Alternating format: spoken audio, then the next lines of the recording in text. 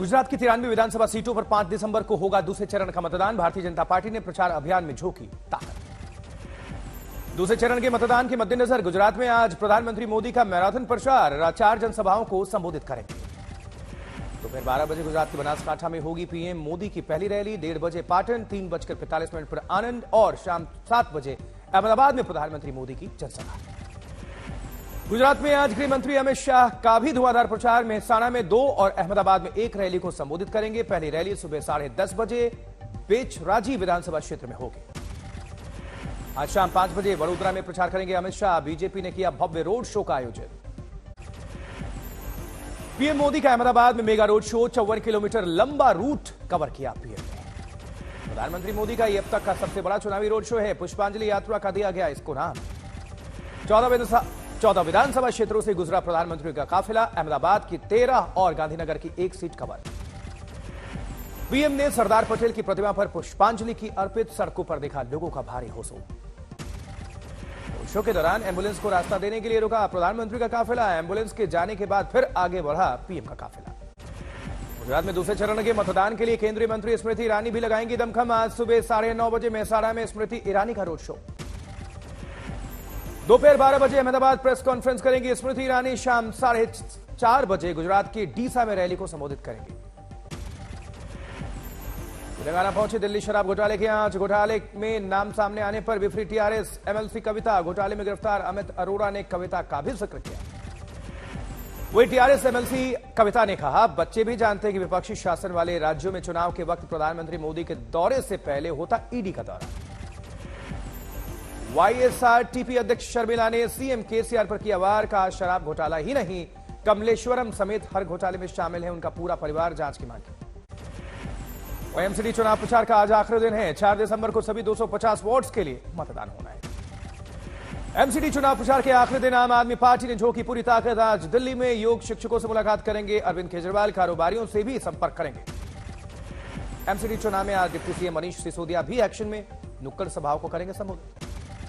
Tihar jail में मंत्री सत्येंद्र जैन को मिल रही विशेष सुविधाओं पर आरोपों पर घिरी आम आदमी पार्टी। जांच कमेटी की रिपोर्ट में सामने आई हैरान करने वाले खुलासे। जेल में लगता था जैन का दरबार। वहीं जांच कमेटी की रिपोर्ट के मुताबिक तिहाड़ जेल में 5 कैदियों पर जेल प्रशासन ने सत्येंद्र जैन को विशेष सेवा देने के लिए डाला था दबाव। इनमें रिंकू समेत 2 कैदियों पर दर्ज है पॉक्सो एक्ट के तहत मामला। रामपुर उपचुनाव में अखिलेश यादव ने किया दावा, ज्यादा दिन नहीं रहेगी योगी सरकार। कहा, यूपी के दोनों डिप्टी सीएम खुद मुख्यमंत्री बनने की फिराक में। नहीं रहेगी सरकार। और ये बात मैं यूं ही नहीं कहता हूं। ये जो 2 डिप्टी सीएम घूम रहे हैं, वो दोनों इस चक्कर में कि कब मुख्यमंत्री बन जाए। अखिलेश यादव ने उत्तर प्रदेश के डिप्टी सीएम केशव प्रसाद मौर्य और डिप्टी सीएम ब्रजेश पाठक को दिया खुला ऑफर। 100 विधायक तोड़कर लाओ, 100 मेरे लिए बनाओ सरकार, बन जाओ मुख्यमंत्री।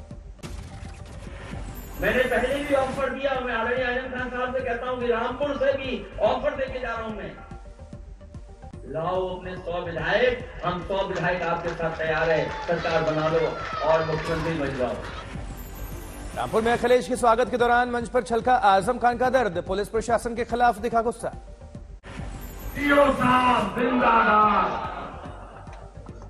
पुलिस वालों जिंदाबाद, तुम्हारे झंडे जिंदाबाद। रामपुर उपचुनाव में बीजेपी प्रत्याशी आकाश सक्सेना ने आजम पर किया पलटवार। कहा, समाजवादी पार्टी लगाती है झूठे आरोप, सुप्रीम कोर्ट या हाई कोर्ट जाने की नसीहत दी। जब कोर्ट से सजा होती है या कोर्ट से अगर कोई फैसला आता है तो आप उसके बारे में हाई कोर्ट जा सकते हैं, सुप्रीम कोर्ट जा सकते हैं। ऐसे खुले मंच से आप कोई बात अपनी नहीं कह सकते। आकाश सक्सेना ने कहा, 40 साल पहले रामपुर दूसरी औद्योगिक नगरी थी जिसे पिछली समाजवादी पार्टी सरकार ने उजाड़ दिया था। यहां के लोगों से रोजगार छीनकर उनके हाथों में रिक्शा पकड़ा दिया था। उत्तर प्रदेश की सड़कों को गड्ढा मुक्त बनाने के लिए सीएम योगी ने जो मियाद दी थी वो खत्म हो गई। नगर निगम, पीडब्ल्यूडी और एलडीए ने 30 तारीख की देर शाम तक सारे गड्ढे भरने का दावा किया, लेकिन लोग जमीनी हकीकत बता रहे हैं जुदा। दिल्ली का जेएनयू कैंपस एक बार फिर से विवादों में है। दीवारों पर आपत्तिजनक स्लोगन लिखा हुआ है। एबीवीपी ने इसका विरोध किया। जेएनयू में क्लासरूम के बाहर दीवारों पर और फैकल्टी के दरवाजे पर लिखा दिखा है, ब्राह्मणों भारत छोड़ो। जेएनयू में दीवारों पर ब्राह्मणों के साथ बनिया समुदाय को भी धमकी दी गई है। फ्री अलेक्सा और जय भीम के भी दिखे स्लोगन। उधर झारखंड के निलंबित आईएएस अधिकारी पूजा सिंघल पर ईडी का शिकंजा, अस्पताल समेत करोड़ों की संपत्ति कुर्क। प्रवर्तन निदेशालय ने पूजा सिंघल की 82 करोड़ 77 लाख की रुपए संपत्ति कुर्क की है। मनी लॉन्ड्रिंग केस में जेल में बंद है निलंबित आईएएस पूजा सिंघल। श्रद्धा मर्डर केस के आरोपी आफ्ताब का आज पोस्ट नार्को टेस्ट होना है। सुबह 10 बजे तिहाड़ जेल में आफ्ताब से मिलेंगे एफएसएल के 4 अधिकारी। उसके पॉलीग्राफ और नार्को टेस्ट में दिए गए जवाबों की देंगे जानकारी। आफ्ताब के आज जवाबों से तय होगा उसका नार्को फिर होगा या नहीं। कल करीब 2 घंटे के नार्को टेस्ट में आफ्ताब ने मर्डर केस से जुड़े कई सवालों के जवाब दिए थे। नार्को टेस्ट के दौरान आफ्ताब ने एक बार फिर कबूला अपना जुर्म, बार बार कहा हां गुस्से में आकर मैंने ही किए श्रद्धा के कई टुकड़े। शौक के टुकड़े करने के लिए आरी के इस्तेमाल की बात भी कबूली आफ्ताब ने नार्को टेस्ट के दौरान शौक के टुकड़ों को जंगल में फेंकने की बात भी मानी। नार्को टेस्ट के दौरान आफ्ताब ने श्रद्धा के मोबाइल फोन के बारे में कहा कहीं फेंक दिया याद नहीं। आफ्ताब बोला अकेले ही दिया वारदात को अंजाम।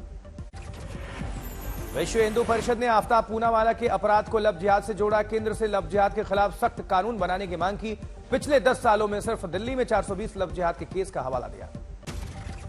वीएचपी के मुताबिक आफ्ताब पूनावाला की थी 20 गर्लफ्रेंड्स और ये सभी हिंदू थीं। लिहाजा ये कहा जा सकता है कि आफ्ताब की सोची समझी चाल थी। वीएचपी 21 दिसंबर से 31 दिसंबर तक चलाएंगी धर्म रक्षा अभियान। लव जिहाद के खिलाफ लॉन्च करेगी कैंपेन। लड़कियों को लव जिहाद के प्रति आगाह करेगी दुर्गा वाहिनी। लव जिहाद के खिलाफ बजरंग दल ने भी कसी कमर। ब्लॉक स्तर पर शौर्य यात्रा निकालने की तैयारी। हिंदुवादी संगठनों ने टीपू पैलेस को 100 ऐतिहासिक धरोहरों में शामिल करने का विरोध किया। भारत को मिली G20 की अध्यक्षता के बीच एएसआई ने 100 ऐतिहासिक इमारतों को रोशन करने के लिए तैयार की है सूची। इसमें टीपू पैलेस भी शामिल है। बड़वानी में मध्य प्रदेश के मुख्यमंत्री शिवराज सिंह चौहान ने समान नागरिक संहिता की कमेटी बनाने की बात कही और कहा सभी को एक ही पत्नी रखने का होना चाहिए अधिकार, ज्यादा नहीं। मध्य प्रदेश में भी मैं कमेटी बना रहा हूं। समान नागरिक संहिता, एक पत्नी रखने का अधिकार है तो एक ही पत्नी सबके लिए होनी चाहिए, फिर ज्यादा क्यों होना चाहिए। शिवराज सिंह चौहान ने विकास योजनाओं के पैसे में धांधली पर सख्ती बरती है। जनता से कहा योजना का लाभ लेने के लिए किसी अधिकारी को ना दें घूस। शिकायत पर सेंधवा के सीईओ को मंच से किया सस्पेंड। जनपद पंचायत सीईओ सेंधवा को तत्काल प्रभाव से सस्पेंड करता हूं। मेरे पास कई तरह की शिकायतें आई। मैसूर में कांग्रेस नेता सिद्धारमैया का समर्थकों ने मनाया अनोखा जन्मदिन। 75 साल के होने पर सिद्धारमैया के नाम का काटा केक। केक पर लिखा था सिद्धारमैया कर्नाटक के भावी मुख्यमंत्री। वहीं आज तक से बोले हैं सचिन पायलट। भारत जोड़ो यात्रा का कांग्रेस शासित राज्य राजस्थान में होगा भव्य स्वागत। सचिन पायलट ने सीएम अशोक गहलोत को दी नसीहत। भाषा की होनी चाहिए मर्यादा। कहा मैं दूसरे के लिए कभी ऐसे शब्दों का इस्तेमाल नहीं कर सकता जो मुझे पसंद नहीं। शब्दों का चयन बहुत इंपॉर्टेंट होता है क्योंकि एक शब्द इस चीज देखकर मुझसे निकल जाए तो वापस नहीं आती। इसलिए बहुत सोच समझ के हमें अपने शब्दों का प्रयोग करना चाहिए। सचिन पायलट ने कहा पार्टी अनुशासन बेहद जरूरी है। कोई भी पार्टी से बड़ा नहीं। ये बात छोटे बड़े सभी को समझा दी गई। कांग्रेस अध्यक्ष मल्लिकार्जुन खड़गे की पीएम की तुलना रावण से करने पर बोले पायलट। खड़गे के बयान को ट्विस्ट किया जा रहा है। कहा मोदी इतने बड़े नेता हैं, उन्हें सिंपैथी लेने की क्या जरूरत है। तमिलनाडु के रामनाथपुरम में मछुआरों के जाल में फंसी दुर्लभ प्रजाति वाली 2 डॉल्फिन मछलियां समंदर में वापस छोड़ा गया इन्हें। अमृतसर में पुलिस ने किए 2 गैंगस्टर गिरफ्तार। बरामद किए गए 5 हथियार। सीसीटीवी फुटेज की मदद से इनकी गिरफ्तारी हुई। वाराणसी में पुलिस उत्पीड़न के खिलाफ नाव संचालन ठप करके हजारों नाविकों का प्रदर्शन। नहीं करेंगे अब किसी भी राहत बचाव कार्य में पुलिस प्रशासन की मदद। यूपी के बुलंदशहर में मुठभेड़ में पुलिस ने 2 अपराधियों को घायल किया। आरोपियों ने की अपराध छोड़ने की बात। Video viral. नोएडा में चाइना मेड आईफोन बेचकर ठगी करने वाले गिरोह का खुलासा। 3 आरोपी समेत 60 नकली आईफोन, 4.5 लाख रुपए कैश और डस्टर कार बरामद। यूपी के फिरोजपुर में महिला टीचर पर छात्रों ने किया तलवार से हमला। टीचर ने स्कूल में मोबाइल के इस्तेमाल पर लगाई थी रोक। राजस्थान के करौली में छात्र पर फायरिंग करने वाले 3 आरोपी गिरफ्तार। शराब पीने से टोकने पर शराबियों ने पर हमला किया। इस बीच जोधपुर में टैंकर और कार में जबरदस्त टक्कर। कार में लगी भीषण आग। ड्राइवर की जिंदा जलकर मौत।